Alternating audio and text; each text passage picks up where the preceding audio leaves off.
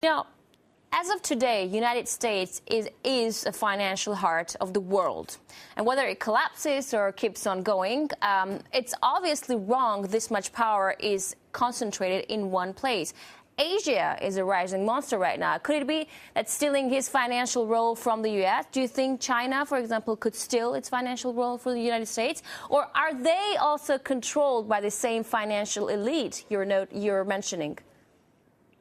Well, I can tell you that the Jesuits have a very strong stranglehold on China as well. But I can also tell you that the transition of economic strength from the Western countries to the East is going to happen, but it's going to happen in a smooth way. It's not going to be a transition through a currency war like that terrible, corrupt group is trying to manipulate everyone into. No, we're going to have a peaceful power transition this time around. We're not going to have World War III. They tried to pull it off in Syria. They're now thinking they can pull it off in Iran. It's not happening. The citizens of the world see what they're doing, and we're not letting them get away with it this time. All right, after the break, does gold still shine? And when corruption infests from top to bottom, what does it take to blow the whistle? Stay with us.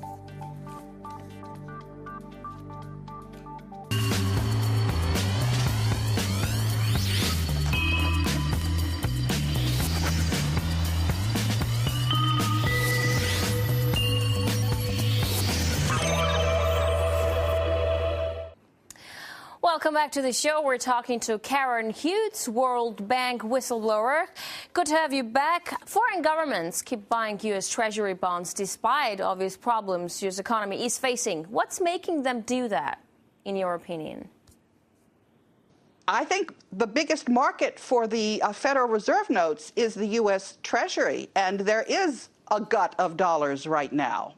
But yes, there's also a small market.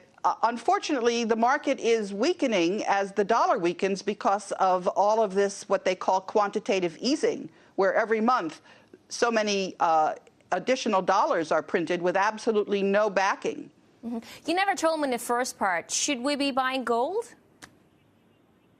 Well, yes and no. I think gold is probably a wise purchase right now, but more as insurance than investment, because there's actually a great deal of gold. There's even more gold than people know about. For example, the amount of gold that's in deposit in the Bank of Hawaii is 170,000 tons. This is more than the World Gold Council says is available for all the gold on Earth. People don't know how much gold there is. There's a lot of gold. Are you buying gold? I did, actually, yes, but not because it's an investment, but because I'm not 100% certain that we're going to get our act together before all of the paper fiat currency falls apart. So I see it as insurance, but because of the amount of gold that's actually around in the world, in deposit all over the world, I'm not so sure it's a great investment. So you think the return to the gold standard is a realistic thing? It could be a possibility. Well, actually, that's not such a good thing. The currency ought to be backed by value, but there's no reason why it should be restricted to precious metals. It could be any of the commodities that are valuable. But the important thing is that, yes, the currency should be backed by assets rather than by debt, as we now have. Mm-hmm. But if a financial collapse happens, let's say, right, will gold be of any use? I mean, if there's a shortage of food, and look at the world today, the biggest problem we're facing is the clean drinking water. What's gold going to do about that? Well, first of all, I think that we're going to manage to get our act together. I'm not expecting a collapse. A very accurate game theory model is showing that we're going to manage to make a transition in a very smooth way. Maybe there'll be a few fits and starts, but I think most of the countries of the world are in favor of working together and not to have a collapse. The only thing that you're seeing is some of these crooks haven't figured out, they haven't seen the writing on the wall. They haven't seen that we understand that there's a way to work together and avoid these problems, which are definitely avoidable. Mm-hmm. So, Karen, you were a senior counselor at the World Bank. Tell me something. Honest banking, is this an oxymoron?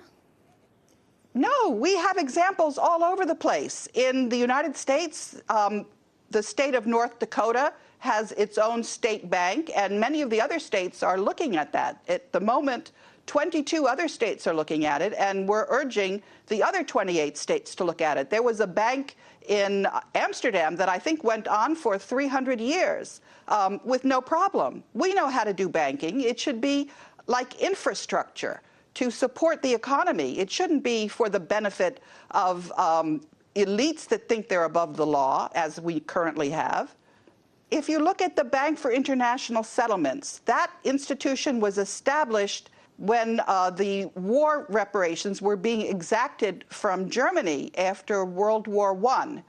And that's when it was started in 1930. And I believe it's 60 central banks that are members of the BIS. Those are the culprits. Those are the ones that really need to go out of business.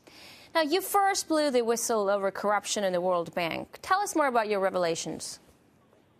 Well, that's actually what happened. I was working in the Philippines, and there was a bank. This was at the end of the East Asia financial crisis in the end of the 1990s.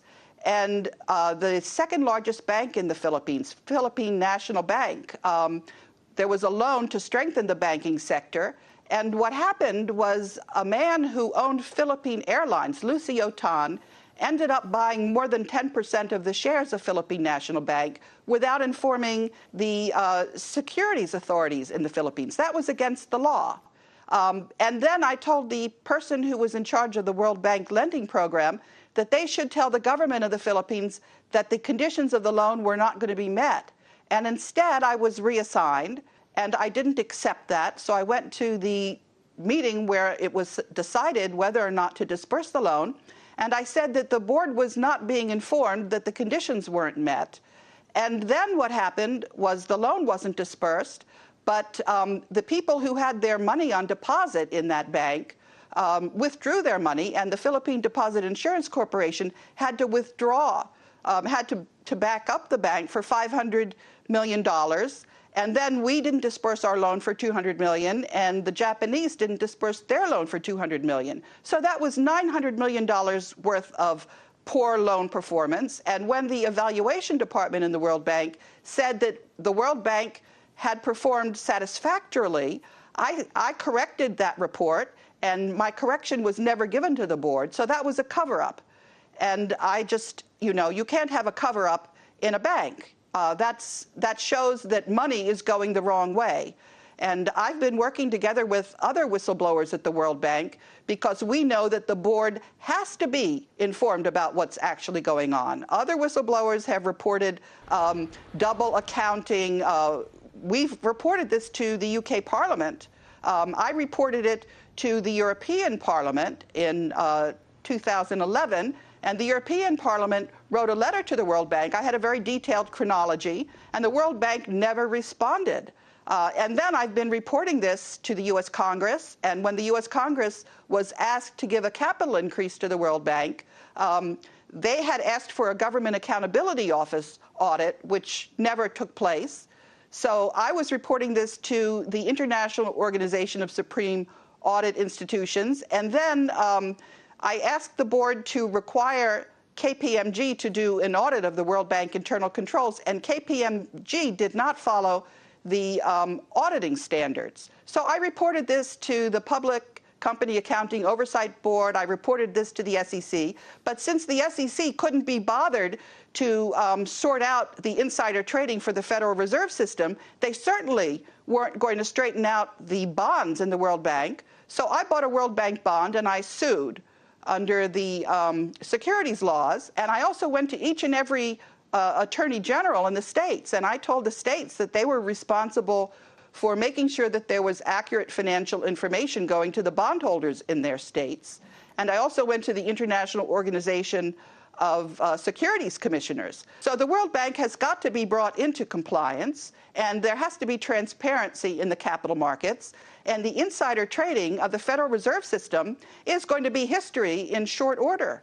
But do you feel safe after all these leaks? I mean, you were fired. Well, you know, I've been working with some very wonderful whistleblowers. In particular, I'd like to mention Mark Nowitzki, who's been reporting about insider trading and inaccurate financial reporting for Teletech, which is a company that's been spying on American citizens.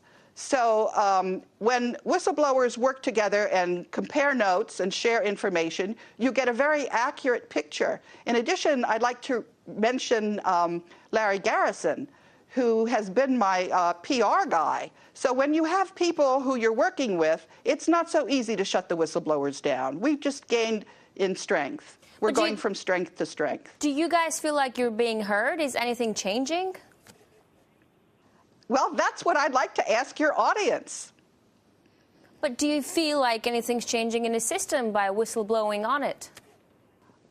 Yes, I absolutely do. I think the number of people that are hearing my message and that are looking into this information, and every day they're sending me emails, and they're going out and they're getting their neighbors to find out what's really going on. I don't think this mainstream media is going to have too big of an audience at the rate we're going. You know, there are liberty movements that are actually picking up now, the likes of Bitcoin, for example. Can they ever grow into a solid rival to the conventional system, do you think? I think they're going to be a force to be reckoned with, yes, as a matter of fact. And there are other similar kinds of payment systems that are now gaining currency. Yes, I think we're going to have a world where there's a lot of choice, and the legal tender is not going to be used to put people into debt and to imprison them. Are you using Bitcoin as of now? That's a good question. I'm trying to learn how. It's, you know, yes. There's a conference that's taking place, and I'm going to try to get myself sorted out on that.